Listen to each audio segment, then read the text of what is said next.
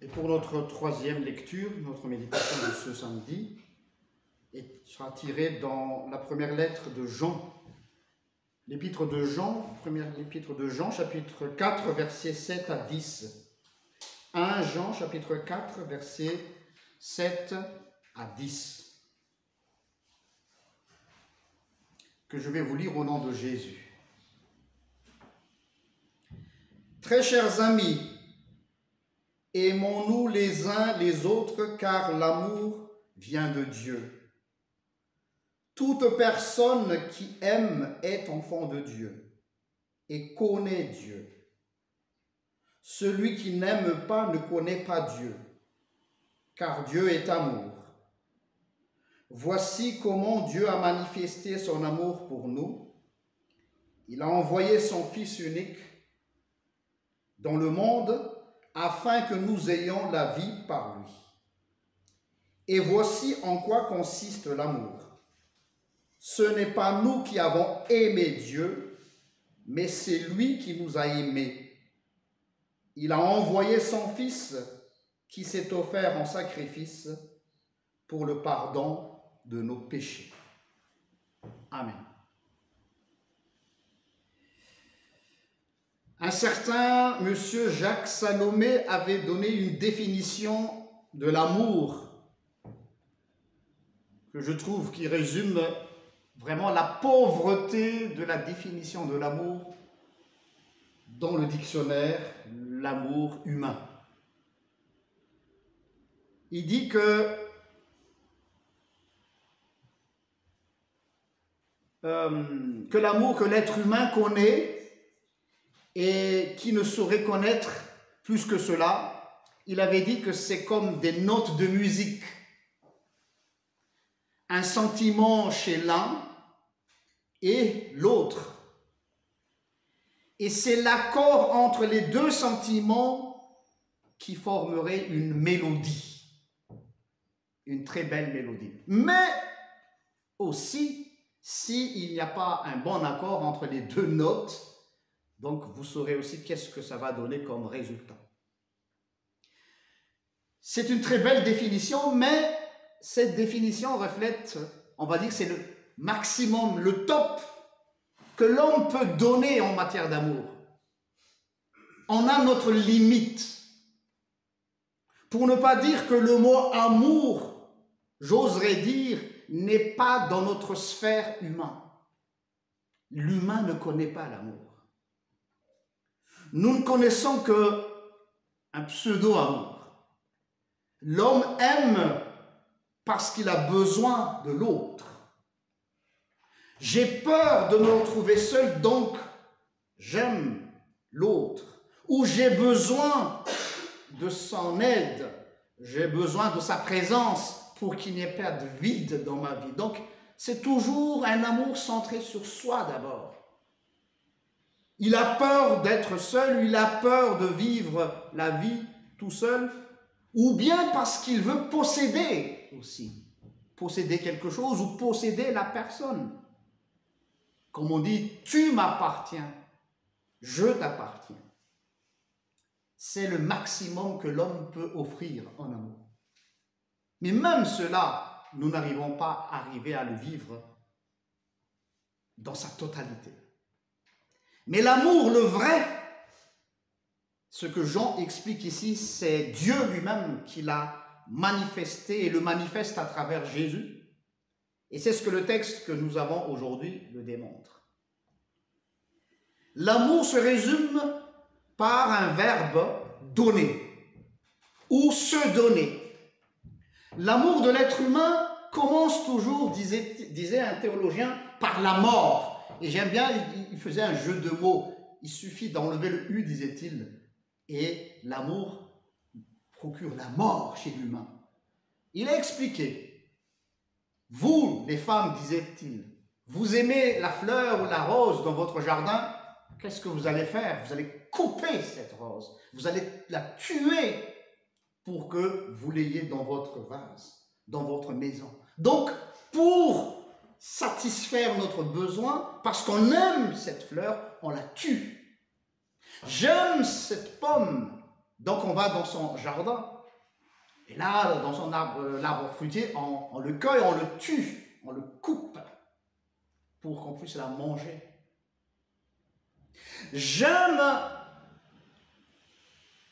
J'aimerais manger une poule, on la tue.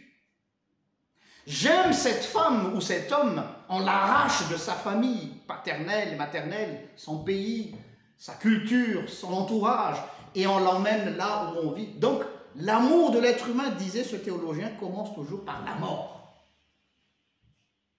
C'est jamais donner, c'est prendre. J'aime donc je prends. Seul l'amour de Dieu qui commence par donner, et dans le mot donner, disait-il, il y a la vie. Car Dieu a tant aimé le monde qu'il a donné son Fils unique. Et dans la traduction que nous avons, tant aimé, c'est déjà bien, mais il faut aller plus loin dans la traduction littérale. Dieu est tellement fou d'amour qu'il a donné son Fils unique. Il faut être fou pour donner son Fils à des humains qui n'ont rien à voir, qui ne veulent rien savoir de ce Dieu. Nous, si nous aimons quelqu'un, parce que nous espérons un retour, un minimum de reconnaissance. Mais Dieu, il sait pertinemment que nous allons tuer son Fils. Dieu sait pertinemment que nous allons détruire cette planète. Or, il l'a fait vraiment avec toute sa sagesse.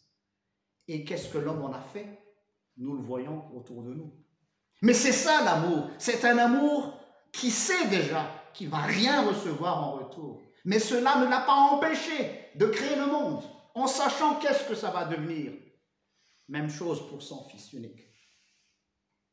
Et cet envoi ne dépendrait pas de nous, ni de personne. Dieu le Père a envoyé son Fils, non pas à cause de nos péchés, mais parce que Dieu, lui, il est comme cela. Dieu n'est jamais dans une dynamique de demande, ni dans une dynamique d'attente de quelque chose, afin qu'il fasse quelque chose pour nous en retour. Et c'est ce qu'il déteste le plus. Si nous disons que nous aimons Dieu, est-ce que cet amour est un amour pur ou un amour impur? Il ne suffit pas de dire « j'aime Dieu », mais qu'est-ce qu'il y a derrière ce sentiment envers Dieu? Est-ce qu'il y a une attente, comme chez les autres dieux des païens? Les gens viennent adorer leur Dieu dans l'espoir de recevoir une bénédiction. Est-ce cela l'amour? On peut même dire que Dieu donne à perte, parce qu'il sait qu'il ne recevra rien de la part de l'homme. Et le texte le dit clairement, que ce n'est pas nous qui avons aimé Dieu, mais c'est Dieu qui nous a aimés. Alors nous nous posons la question, comme David avait fait face à cet amour de Dieu, tellement il était ébahi de l'amour de l'Éternel. Et il a posé une très belle question dans le psaume 102. Que ferais-je en guise de reconnaissance de l'amour de mon Dieu? La réponse, rien. Dieu ne nous demande rien en retour pour lui. Mais il nous envoie. Si tu m'aimes, Jean-Luc, si vous m'aimez, mes chers enfants, alors à vous aussi d'aimer comme moi que je vous aime autour de vous. C'est-à-dire, soyez prêts à recevoir des coups, même par amour. Soyez prêts à recevoir de l'ingratitude de ceux à qui vous allez aimer, parce que tel est mon amour vis-à-vis de toi. Comment se fait-il que tu as bénéficié de cet amour-là envers moi et que tu n'accepterais pas en retour ce que les gens vont faire contre toi? Et dans l'évangile de Jean, chapitre 15, verset 9, comme on vient de lire tout à l'heure, « Comme le Père m'a aimé, je vous ai aussi aimé ». C'est très important cette phrase.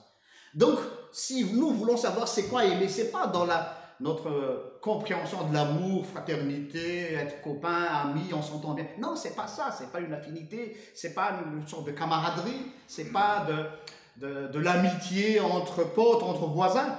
Mais comme le Père m'a aimé, je vous ai aussi aimé. C'est-à-dire comment Dieu a aimé son Fils. Il l'a abandonné, en quelque sorte. Il l'a livré aux pécheurs. Il l'a donné à la croix. Il a donné au monde. Il le donne. Il ne le retient pas. Normalement, un fils unique, c'est son petit chouchou, son petit chéri, c'est l'enfant chéri de la maison. Il aurait pu dire non, non, je dois protéger ce fils bien-aimé. 2 fois qu'il a dit, ceci est mon fils bien-aimé. Et pourtant, il l'a donné comme ça. Voilà l'amour de Dieu. Alors cela signifie quoi pour nous? Si Jésus nous dit aussi, telle est aussi ma manière de vous aimer, ça fait réfléchir. Alors il nous envoie aussi pour les autres. C'est pas que Dieu nous lâche dans la nature et que le monde laisse nous faire du mal, mais tel est notre héritage. N'est-ce pas ce que Jésus avait posé comme question à Pierre? Pierre, m'aimes-tu? Fais paître mes brebis. Pierre, m'aimes-tu? Donne à manger à mes brebis. Jésus ne demande pas de preuve d'amour. Non, ce n'était pas une preuve d'amour. Cette question que Jésus avait dit, c'est pas prouve-le-moi. Non, c'est pas à moi que tu dois dévouement ni engagement, mais envers les autres. Mais pas envers moi. J'ai pas besoin de preuves. J'ai pas besoin que tu m'aimes. La gloire de Dieu, elle est suffisante. Il a des anges, des milliers d'anges qui le servent matin, midi et soir. Donc Dieu n'est pas avide, Dieu a faim d'un amour venant de notre part, non. Mais ce que Dieu souhaiterait, je ne dis pas qu'il demande, c'est que nous aussi, en tant qu'enfants de Dieu, nous le suivons dans ces traces-là. Il nous dit, si tu aimes comme moi, alors tu feras la même chose, tu vas te donner sans attendre quelque chose en retour. Es-tu prêt pour cela, Pierre? Et c'est après la suite de cette histoire avec Pierre, la manière dont Pierre va être tué. 3 fois, il a posé la question, Pierre, m'aimes-tu? Et la suite de cette phrase, c'est la manière dont Pierre va courir un grand danger, entre guillemets, se donner jusqu'à sa vie. Sommes-nous prêts à ce genre de choses? Est-ce que nous accepterons cet amour? C'est pas facile. C'est pas un sentiment. Est-ce que nous supportons de ne rien gagner en retour, comme le Christ et notre Père céleste? Et je pense que c'est là que se trouve la spécificité de la chrétienté par rapport à toutes les autres religions. Vous pouvez faire le tour du monde, oui, dans la charité, on n'est pas les meilleurs. Hein. Même le monde est charitable. Même les laïcs font des bonnes choses, plus que nous-mêmes.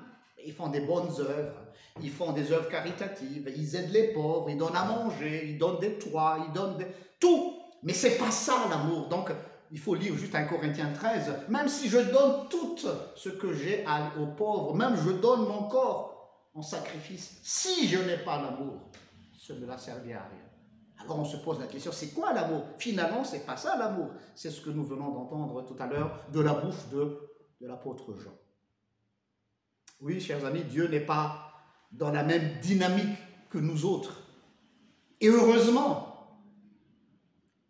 C'est-à-dire, c'est pas comme nous disons, quand on parle avec notre bien-aimé ou à nos enfants ou à notre compagnon pour dire « Jusqu'où m'aimes-tu » ou « Quelle est l'intensité de ton amour ?» Non, Dieu ne fonctionne pas ainsi. Mais il est vrai que la loi principale dit que tu aimeras ton Dieu de toute ta force, de toute ton âme, de tout ton être. Mais en amour, il n'y a pas un minimum ni un maximum. Soit il y en a, soit il n'y en a pas. Ce n'est pas une question de quantité, c'est une question d'existence. Soit on aime, soit on n'aime pas. Il n'y a pas de juste milieu. Il n'y a pas de moyenne comme les notes à l'école. Soit, comme disait un bon prédicateur, avec Jésus, disait-il, soit tu as 0 sur 20, soit tu as 20 sur 20. Il n'y a pas de 18 sur 20, oui, là, il a quand même la moyenne, non. C'est-à-dire, c'est la présence ou l'absence d'amour. Et comme je l'ai dit tout à l'heure, il ne faut pas être obligatoirement chrétien pour avoir de la charité ou de l'amour fraternel. Tout le monde connaît cela. Mais la recommandation de ce texte, c'est que nous allons aimer une personne comme le Christ l'a fait, sans attendre quelque chose, sans attendre des louanges en retour. Regardez à chaque fois quand Jésus guérissait les malades, ne dis rien à personne. Rentre chez toi.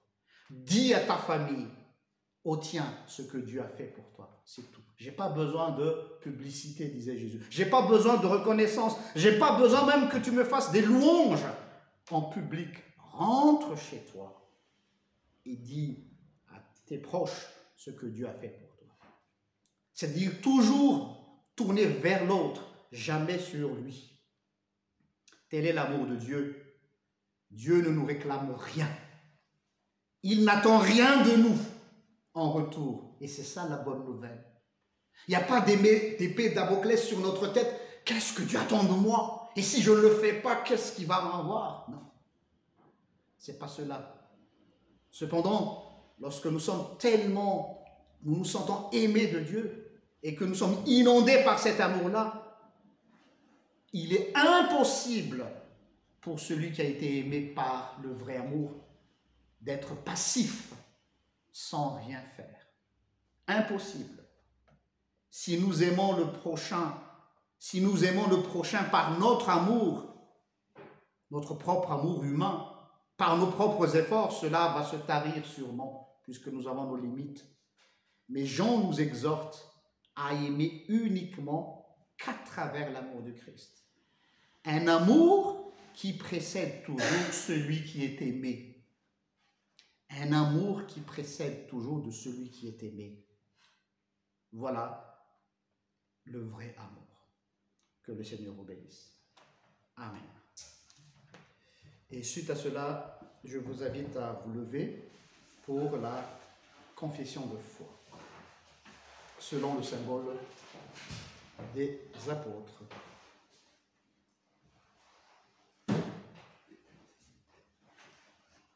Je crois en Dieu, le Père Tout-Puissant, Créateur du ciel et de la terre. Je crois en Jésus-Christ, son Fils unique, notre Seigneur, qui a été conçu du Saint-Esprit et qui est né de la Vierge Marie. Il a souffert sous Ponce Pilate. Il a été crucifié. Il est mort. Il a été enseveli. Il est descendu aux enfers. Le troisième jour, il est ressuscité des morts. Il est monté au ciel.